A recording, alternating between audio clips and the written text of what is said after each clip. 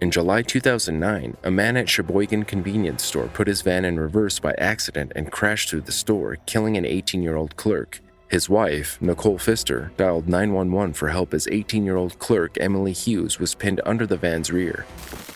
Okay. Oh my God. Okay, calm down. If anybody's able to get out, make It's sure. not working. It's not working. My babies are in there. Oh my God, I'm so scared. And I go around the car. I can't. My husband's in the van. Okay. And he put it in reverse, and it wouldn't stop. It wouldn't. I saw him. Let me go. Oh my God, I need my aunt. Can I please call my aunt? Yes. Nope, I need you to stay on the line with me. You need to I'm on the phone with you, honey. I'm on the phone. My babies are in the van. Okay. Okay, is the van in park? Yes, yes. Okay. Can Oh my somebody God, check my husband's free and my babies are in there. Okay, somebody able to check on the girl underneath the van? No, nobody can get to her. Nobody can get to her at all? No, I don't know if she's not crying, nothing. Oh my God. You don't hear anything? My husband didn't do this on purpose. Where exactly in relation to the pig stop are you? Which side? The cop's there. The cop is there. You see the officers? I want you to wave them down, okay? I'm going to get them, okay? Okay. Wave them down. Okay. What's your name? What's your name? My husband. My name is Nicole. Nicole what? My babies are in there. Everybody, oh my God. Okay. Oh, it was totally an accident. I saw it break. Oh my God. Can you please do me a favor? Are you there, ma'am? Is the officer there? Yeah, they are. Can I go, please? Okay, I'm going to let you go. Love you. Bye. Goodbye.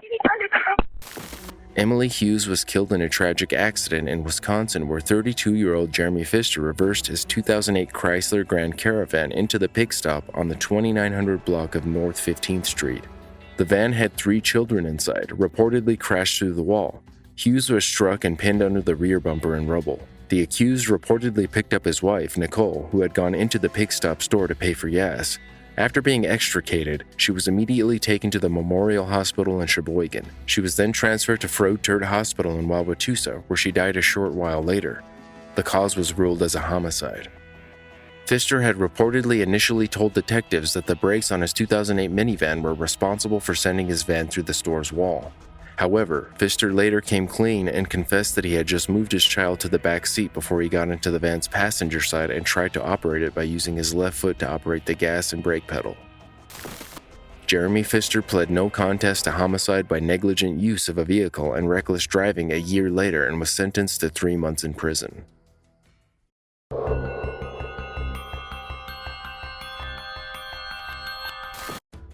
A Virginia deputy shot 32-year-old Isaiah Brown multiple times after responding to a 911 call about a domestic disturbance. Isaiah, what's going on?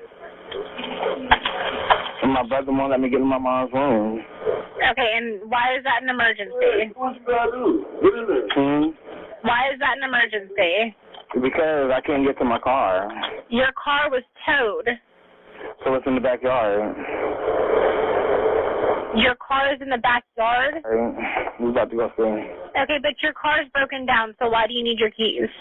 Alright. Come on, Tasman. Nigga, Alright, give me the gun. No, nigga. You about to make me fucking get mad, bro, for real. I'm not playing, bro. What the fuck you need my gun for? Can you send somebody down here? What is going on, Isaiah? Why don't you just... What is the problem? I'm about to kill my brother. Don't kill your brother. Get out. Alright. Get out. Why would you say something like that? Come on, Taz. Somebody needs to come here real quick. Okay, but do you understand that you just threatened to kill your brother on a recorded line on 911? Mm-hmm. So why would you say something like that? Because I need to get to my shit. That's not a reason to kill somebody. Why would you do that? Alright. Come on, I'm out. Do you have a gun? Yeah. You have a gun on you? Nope. Where's your brother? In the house. And you're outside? Mm-hmm. Do you have any weapons on you? Nope. All right, where are you at outside? I'm walking down the road. How are you walking down the road with the house phone? Because I can.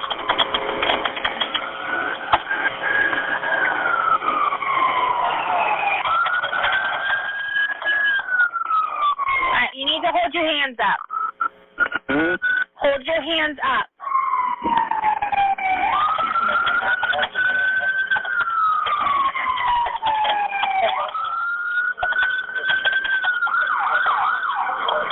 Isaiah, are you holding your hands up? Put your hands up. Put your hands down! Give me your hands! Stop the gun! Stop the gun now! Stop what you're doing! Stop what you're doing! Stop! Stop!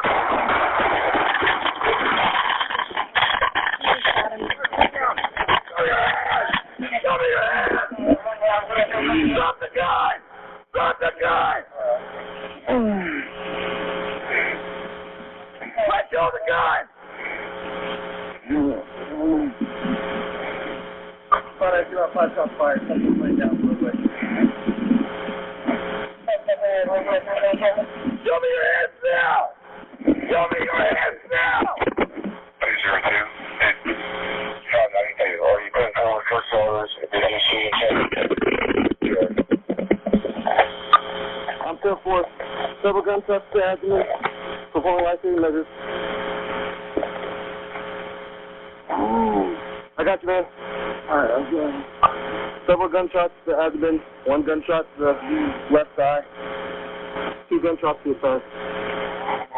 I got you, man. I'm here for you, okay? Alright, copy. Small PG, please know me on my call. Go ahead and send a page out on that one as well. What's the matter? What's going on, sir? That's okay. What's going on, sir? Hey, man, you got it? Copy. What's going on? Go to my car, grab your medical kit. Get in my car in the back seat, grab the medical kit. Hey, man, stay with me. Call me. What's going on? Hey, you told me? Call, stay with me, man. Stay with me, man. I can't see you. In the trunk, in the trunk. In the trunk? Yes. That's my brother, man. Police just dropped the ball, man. Hey. Hey, stay with me. Stay with me. Hey, where's it at? On the right side. In the box here. The big box. No. Hey, excuse me, they at the house. Go ahead. Is there a house phone right there? Guys, if you're hurt and how many medics that we need? Is there a house phone right I'm there? 10-4 suspect down. He's still got a pulse. Slight pulse. He's still breathing. Is there a house phone right there, sir? What?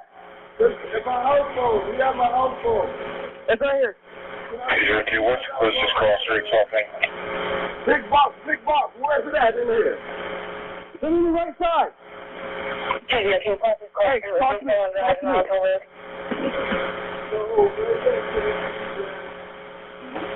Come on, man.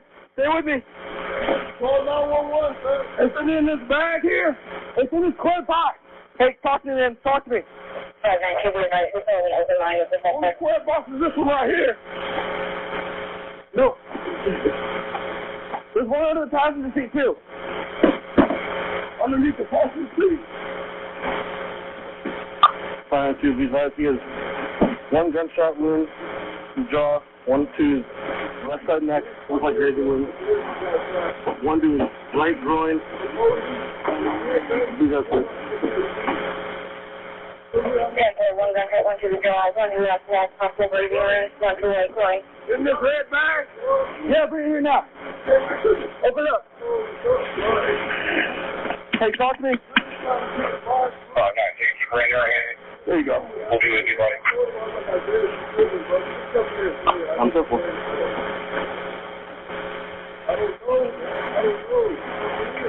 Hey, try to face a black box with yellow stuff on the side. You still in, man? Talk to me. Talk to me. Front or the back? Back end. It's in the back side. To be the right.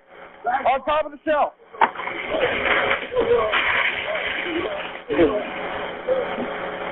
Okay, man. Stay with me. I'm here. I'm going to help you, okay? Hey, what's in your bag? What is in there now?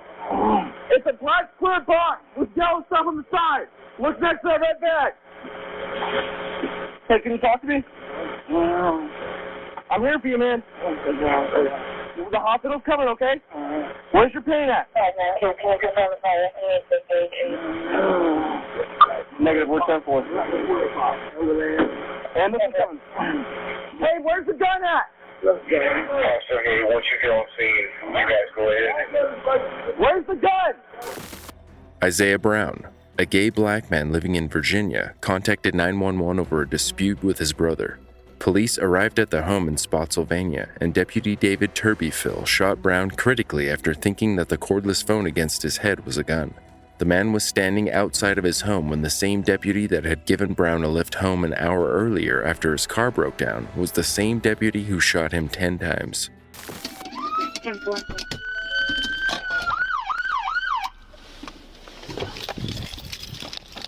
me your hands! Show me your hands! Want a gunpoint? Show me your hands now! Show me your hands!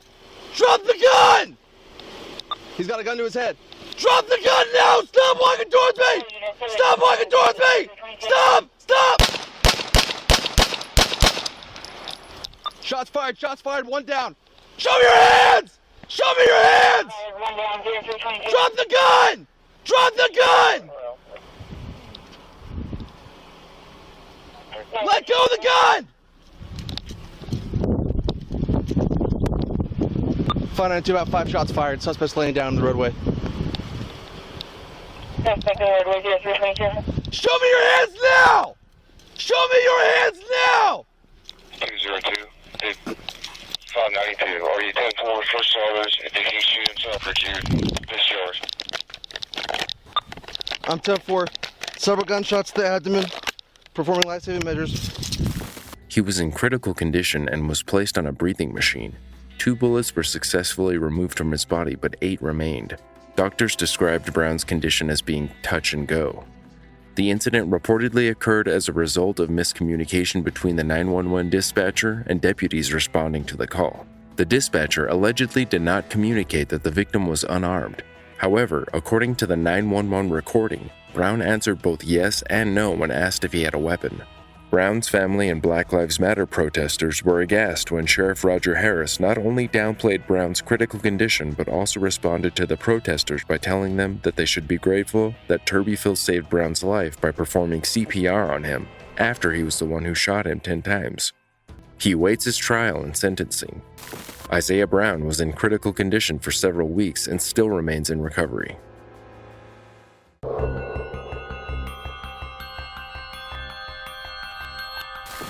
In January 2009, 2 fishermen on the Great Salt Lake capsized their boat, sending them into the cold water.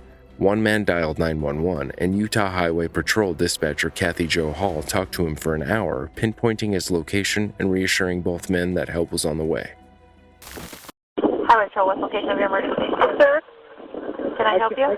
Sir, we have a couple of people who've tipped over in the Great Salt Lake. I've got them on the line. Okay. Go ahead and let them know where you are, sir. You let them know? No, you tell them. They're gonna. Where are you? Okay. You're on I-80? So they're in the Great Salt Lake. They're out on the lake? Out on the lake. Their boat tipped over. They're near the marina. Saltaire Marina, we tipped over north of Saltaire Marina, little northwest. Freezing. Boat tipped over. How many people are in the boat? Just 2.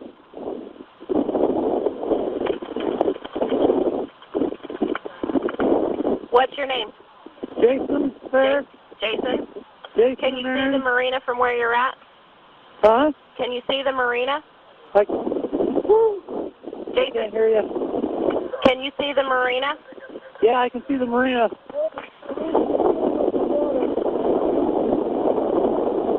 I can see the marina from here. What's your cell phone number?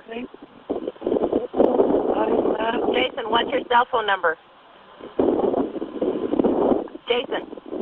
Hello? What's your cell phone number? What's your cell phone number? 864-2988. 2988? 864-2988. How many people were on the boat? Just 2. Just me and the other guy. How old are you guys? 30. Are you still in the water? Or are you guys in the water? We are in the water. We're going to drown here any minute now.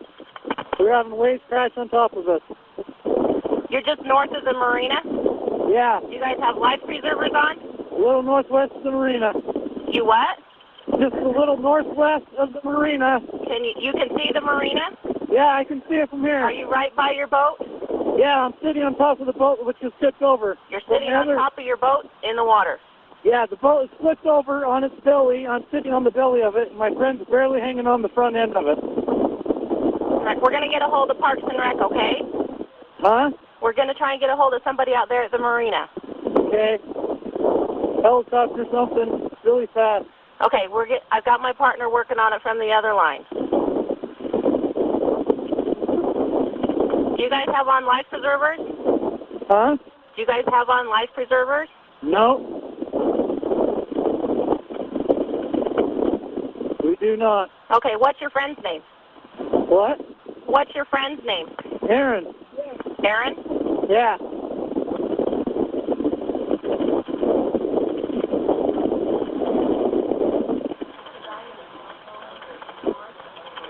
Okay, we do have one of our Parks and Recreation guys on the line right now. We're trying to tell him where you're at. Okay.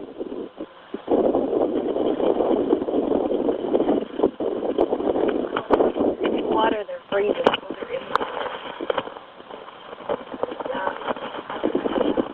Were you duck hunting, or what were you doing out there? We were duck hunting, heading back to shore, heading back to the marina. It was getting choppy out here. He says it was getting choppy and they were headed back to shore. You say you were duck hunting?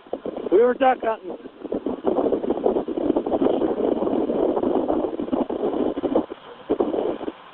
Okay, we're getting somebody on the way to help you, okay? Okay. Someone's on the way.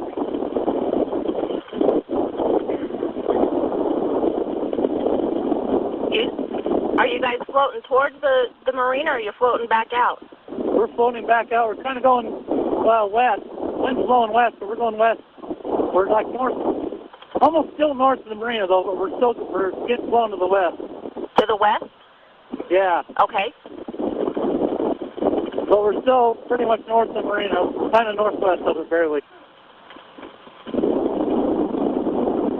Okay, hang on just a second. We're still trying to get a hold of more people to get them out there. We're behind Saltaire to the north. Behind the Saltaire and to the north.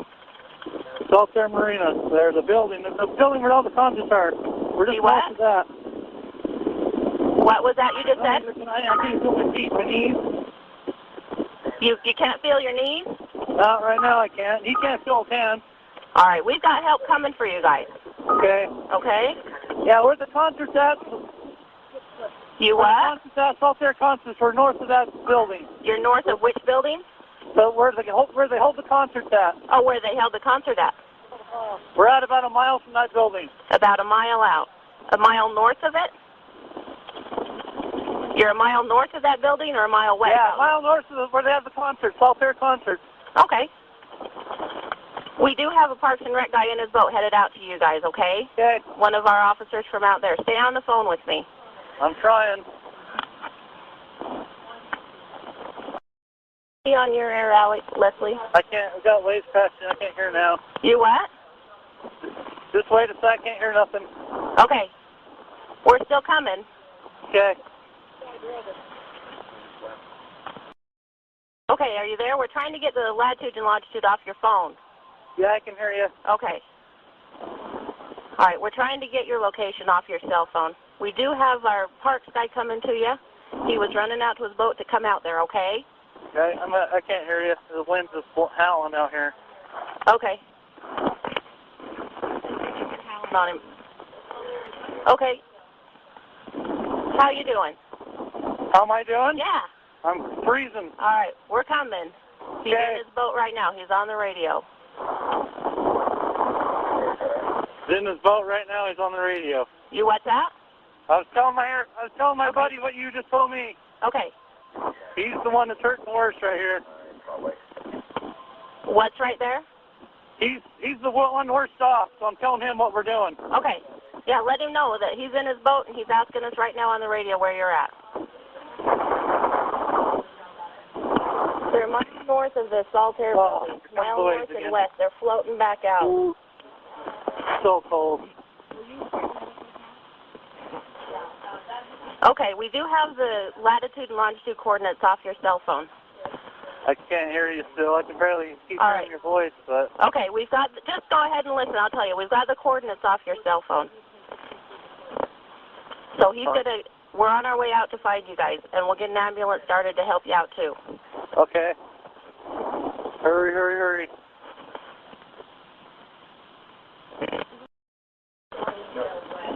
Hang on just a second. He's getting out there. Now we're a little bit west of the building now. You're a little bit west of the building now? Yeah, we keep moving west of the wind. But I bet we're a mile out, 3/4 of a mile. From the building, from the shore, I'd say we're about, I don't know, 500 yards, 1,000 yards maybe. What was that, about 1,000 yards? We got to. Hang on. Yeah, he's almost there. You guys got to hang on. Tell him that... He's almost there. Okay. Here comes some big waves. Okay, hang on tight. Huh? Hang on tight. He's on his way out. I don't see anybody. I know. It'll take him a while. You might not see him till he's right on top of you, so you got to hang on. All right? We're coming. Okay. He's headed out. So you got to hang on, because he'll be there. We are trying. Okay. And I guess we've got people coming from the Saltaire and Tooele sending people. So there's more than one person coming to help you. 2 men had been duck hunting on the Great Salt Lake when the wind picked up and capsized their boat, sending the men overboard 6 to 8 inches in the cold water. Luckily, the men had a cell phone to call for help and a GPS that enabled them to tell dispatchers right where they were. One of the men managed to dial 911 and call for help. Kathy Jo Hall, the dispatcher on the call, guided the medical helicopter to find the 2. Once Hall knew where to send rescuers, she offered encouragement until help arrived after about an hour. Both men were taken to the University of Utah Medical Center and were likely treated for hypothermia. State Park Ranger Kent Cummings commented on the risks of going out on the lake, saying, "Had they not had that, we may still not have known where they are at, or even have known they were out there. So when you are boating, it's important to bring cell phones, let people know where you're going, wear your life jacket, and have a GPS." We got out to them quickly because they had those instruments with them. He also advises being wary of the weather when deciding to go out on the water, emphasizing that boating in bad weather is not a good idea. Emergency call operators advise the best thing anyone can do when calling 911 is to remain as calm as possible so they can send the help needed as quickly and efficiently as possible.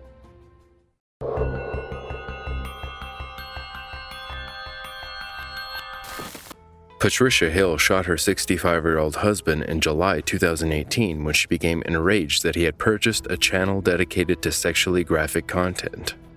She confessed and was charged with murder. 911. Yes, I need a police and ambulance out to Donaldson Lane.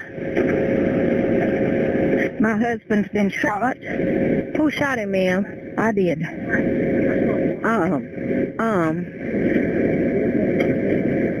We are arguing or something, ma'am? Yes, ma'am. Let me transfer you to the ambulance service, okay? Is he breathing? I don't know. Are you still there? Yes. Hold on. I'm transferring you to the ambulance service. Do you still have a gun, ma'am? No. Ambulance service. 911 transfer. Yes. I need an ambulance and a police at Donaldson Lane. What's going on? My husband's been shot. Okay. And where is he shot at, do you know? In the leg, I think. Okay. Is the person that shot him still there? Yes. Okay. What's your telephone number?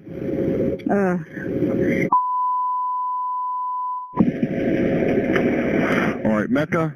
I got him on the way. All right, let us know when things secure. All right. Thank you. Ma'am.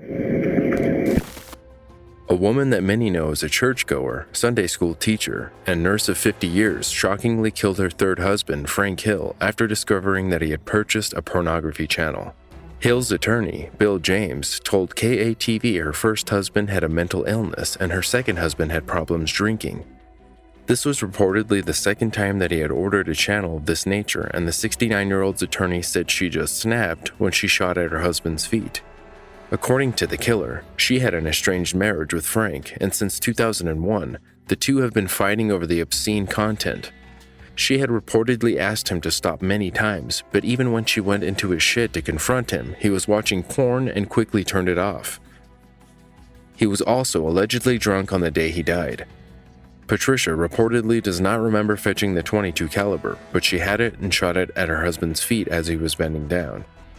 The accused hadn't intended to kill him when she pulled the trigger, she was simply trying to get his attention. She was facing capital punishment, but her defense was hoping to fight for a shorter sentence due to Hill's mental illness.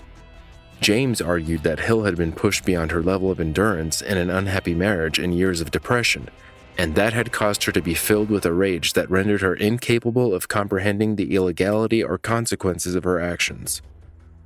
While the jury was considering her fate during her first trial, defense attorney Bill James asked for a mistrial after the court learned that a piece of evidence, a report from the state psychologist, was not given to the jury. While waiting for the court to decide on a mistrial, prosecutors and James negotiated a 16-year prison sentence for Hill. Hill was found guilty of second-degree murder, sentenced to 16 years. She would be eligible for parole after serving 8 years in prison. Hill's family and friends described her as a caring person who cared for just about anyone.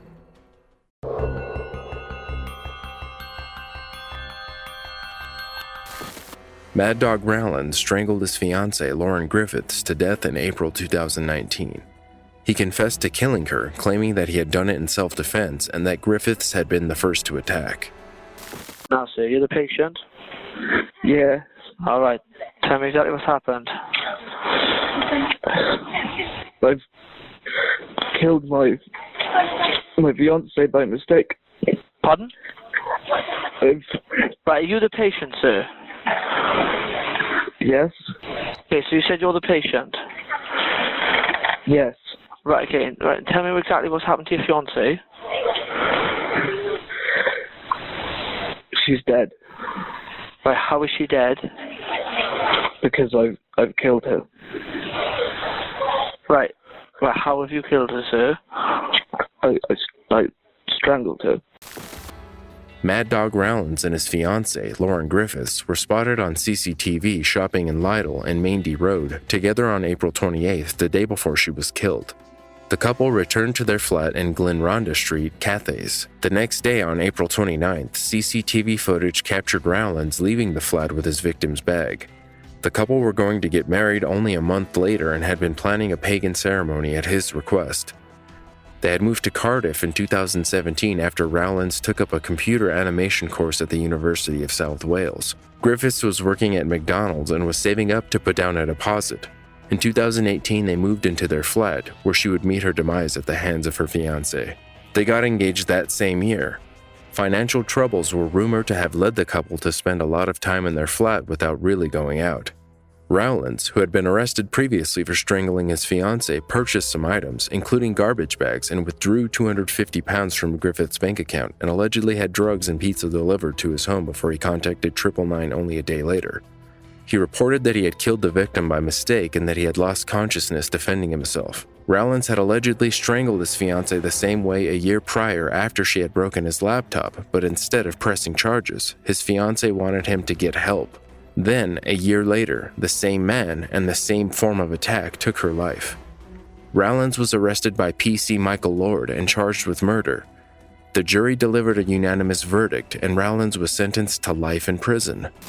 Lauren Griffiths from Oswestry, Shropshire, was described as happy, bubbly, and popular in court. Her fiancé and now killer had been described as quite the opposite, reportedly as being self-absorbed and remorseless. Don't forget to like this video if you found it interesting, and subscribe to join us in the next episode of True 911.